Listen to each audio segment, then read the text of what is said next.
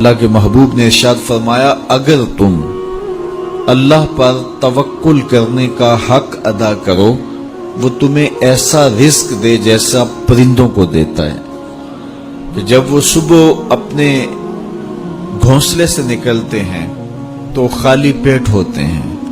انسان کو تو پتہ ہے کہ میں نے کمائی کے فلاں اڈے پہ جانا ہے، دکان پہ بیٹھنا ہے، فیکٹری میں جانا ہے، فلاں جگہ مزدوری کرنی ہے، لیکن ان کو کچھ پتہ نہیں ہوتا کہ ہم نے کہاں جانا ہے۔ جب صبح نکلتے ہیں تو خالی پیٹ ہوتے ہیں اور جب واپس شام کو پلٹتے ہیں تو ان کے پیٹ بھرے ہوئے ہوتے ہیں۔ پھر جس کی جو ضرورت ہے اللہ اس کو وہ نصیب کرتا ہے۔ سارے پرندے ایک جیسی غذا نہیں لیتے، اسی طرح مختلف جو اللہ تعالیٰ نے مخلوقات پیدا کی ہیں ان سب کی اغذیہ ایک جیسی نہیں ہے۔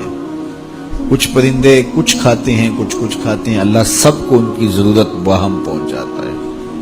بلکہ میں کہا کرتا ہوں یہ جو ہنس ہے یہ دنیا کے اندر لاکھوں کی تعداد میں، کروڑوں کی تعداد میں پائے جاتے ہیں اور یہ سچے موتی کھاتے ہیں، اور ہم اگر کسی دوائی میں استعمال کرنے کے لیے ہمیں مطلوب ہو تو ہزاروں لاکھوں روپے دے کے ہم کسی سے لیں تو پھر بھی بعض کا یقین نہیں ہوتا کہ یہ خالص ہیں یا ناخالص ہیں، لیکن اس جانور کو اپنے پیٹ بھرنے کے لیے یہ موتی روزانہ صبح و شام چاہیے ہوتے ہیں، اور ایک جانور نہیں، دنیا کے اوپر کروڑوں ہیں، میرا رب ہر روز ہر ایک کی ضرورت کو پورا فرماتا ہے۔ تو جس کی جو ضرورت ہے وہ پوری ہوتی ہے۔ بن توکل پنچھی اڑ دے خرچ نہ پلے زیرا ہو۔ جب وہ گھر سے اڑتے ہیں تو خالی پیٹ ہوتے ہیں اور جب وہ شام کو آتے ہیں تو ان کے پیٹ بھرے ہوئے ہوتے ہیں۔ تو کوئی اڈا رزق کا مخصوص ان کے لیے نہیں ہے، اور سب سے اچھا کھاتے ہیں۔ وہ جو امرود کا باغ ہوتا ہے اس میں اگر آپ دیکھنا ہو کہ سب سے اچھا میٹھا امرود کون سا ہے تو وہ ہوگا جس کو طوطے نے چونچ لگائی ہو، کیونکہ یہ سب سے اچھا پھل پورے باغ میں، ایک نہ ہوتا ہے ایکسپورٹ کوالٹی، یہ اس سے بھی بہتر کوالٹی لیتا ہے۔ تو اللہ تعالیٰ نے اس کے لیے سب سے اچھا رکھا ہوا ہے، تو اللہ نے یہ انتظام کیا ہوا ہے۔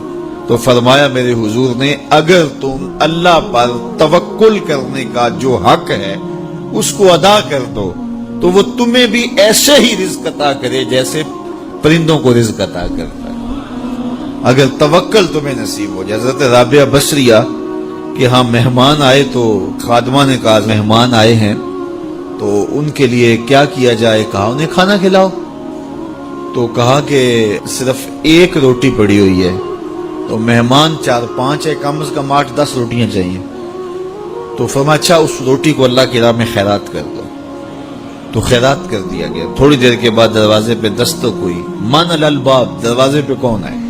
کہا فلاں کا فرستادہ غلام ہوں، میرے آقا نے آپ کے لیے کھانا بھیجا ہے۔ خادمہ نے کھانا وصول کیا اور کپڑا اٹھایا، گنا تو 4 روٹیاں تھیں، تو کہا جلدی جلدی اس کو واپس کر دو، اس کے آقا نے کسی اور گھر بھیجا ہوگا، یہ غلطی سے ہمارے گھر آ گیا، کھانا واپس کر دیا۔ پھر دروازے پہ دستک ہوئی، پوچھا من دق الباب، دروازہ کس نے کھٹکھٹایا؟ کہا فلاں کا فرستادہ غلام ہوں۔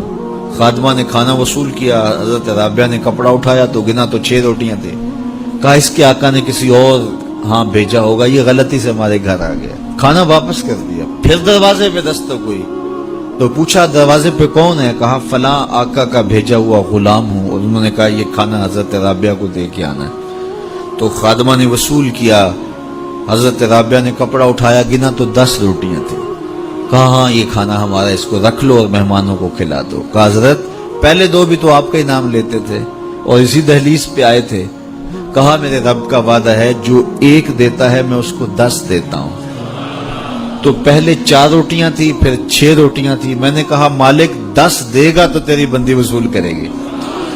تو اگر اس پہ توکل قائم ہو جائے، اس پہ بھروسہ قائم ہو جائے، وہ وہاں سے دیتا ہے جہاں سے بندے کو گمان بھی نہیں ہوتا۔ تو جب انسان اللہ کے فضل پر توکل قائم کر لیتا ہے تو پھر کام کاج ضرور کرتا ہے، لیکن اس کی زندگی کی جو ٹینشن ہے وہ ختم ہو جاتی ہے۔ بس وہ جتنا کر سکتا ہے وہ کرے، باقی چھوڑ دے اس پہ، تو پھر وہ خزانہ غیب سے نصیب فرمائے گا۔